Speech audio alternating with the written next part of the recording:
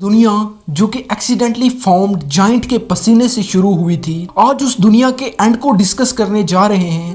That means the ending of Norse mythology, या दूसरे शब्दों में कहें तो रैग्नारॉक। तो दोस्तों, रैग्नारॉक का होना एक साइकिल है जो कि हर हाल में होना ही होना है, और हर गॉड या कहें तो एसगार्डियन इस बात को जानते हैं। इसकी स्टार्टिंग होती है जब ऑल फादर ओडिन के बेटे बोल्डर की मृत्यु होगी, तब स्टार्ट होगा रैग्नारॉक। ऐसा ही होगा, लोकी एक चाल से बोल्डर को मरवा देता है और बोल्डर के मरते ही सब समझते हैं कि रैग्नारॉक स्टार्ट हो गया है। अब एक वार होगी ही होगी, बट स्टार्टिंग थोड़ी डिफरेंट होगी, क्योंकि अर्थ जिसे मिडगार्ड कहा गया है वो सबसे पहले शिकार होगा रैग्नारॉक का। एक जोरदार जहरीली विंटर या कहें तो तिम्बुल विंटर, जिससे पूरा 3 साल तक बर्फ की लपेट में होगा। लोगों से एसगार्ड से गार्ड्स ने कहा कि अपनी जरूरत की चीजें लेकर घरों में चले जाओ, लोग यही करेंगे। पर 3 साल एक बहुत लंबा समय है। अगर 3 साल तक खेती बाड़ी ना करके अपने घरों में ही रहा जाए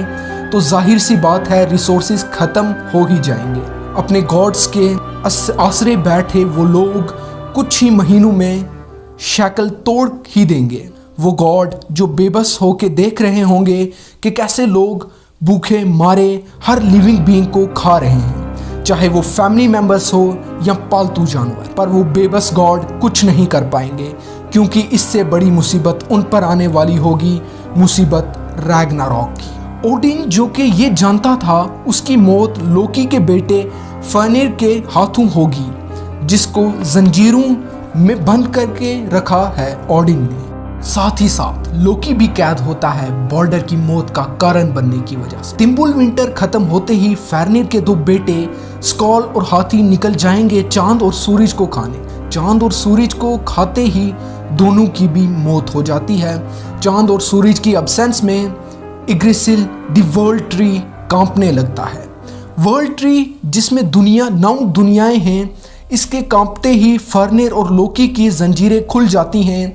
हेल पे रूल करने वाली हेला देखती है लोकी उसके पास अंडरवर्ल्ड की आर्मी लेने आया है। वो भयानक आर्मी को कमांड करके एसगार्ड की तरफ हमलावर हो जाता है, एक दुश्मन के साथ और भी कहीं एसगार्ड पर हमला करने जा रहे हैं, जिसमें फर्निर योटनेम से फ्रॉग्स जाइंट और मेस्पेलाइम से फायर डेमन और सर्ट एसगार्ड की तरफ बढ़ गए। एसगार्ड में हाइमडाल जो कि सब कुछ देख सकता है, वो इस रैग्नारॉक की लास्ट स्टेज को भी ऑब्जर्व कर रहा होगा। हेमडाल ट्रम्पेट बजाता है और सब समझ जाते हैं कि रैग्नारॉक की लास्ट स्टेज आ गई है। ओडिन ये देखकर वेलहेला से सारे ही वफादार वॉरियर्स को निकालता है और फिर एक भयानक सा युद्ध होता है। वफादार वॉरियर्स हेल के डेमन्स को मारते हैं और खुद भी मरते हैं। ये युद्ध इतना भयानक था कि हर चीज हिल रही थी। एक थॉर ओडिन इन डेमन्स को मारते मारते अपनी डेस्टिनी तक पहुंच रहे थे। फिर समंदर की लहरें उठती हैं, वहां से निकलता है दी वर्ल्ड सरपेंट।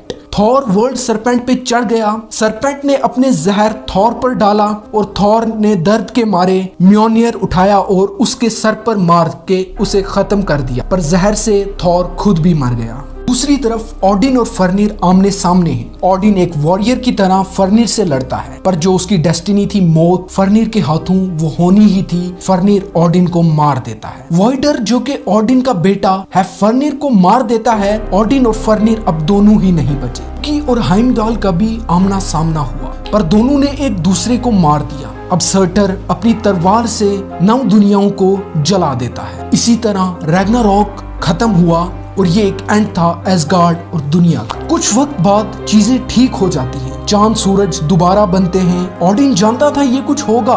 उसने एक मेल और फीमेल ह्यूमन को एग्रेसिल में छुपा रखा था। थॉर के बेटे मोदी और मैग्नी उनको निकाल के दोबारा इस दुनिया को भर देते। तो दोस्तों, कुछ ऐसी थी कहानी नॉर्स माइथोलॉजी के एंड की। अगर आपको हमारी आज की ये इन्फॉर्मेशन अच्छी लगी हो तो हमारे इस वीडियो को लाइक कर दें और हमारे चैनल को भी सब्सक्राइब जरूर से कर दें।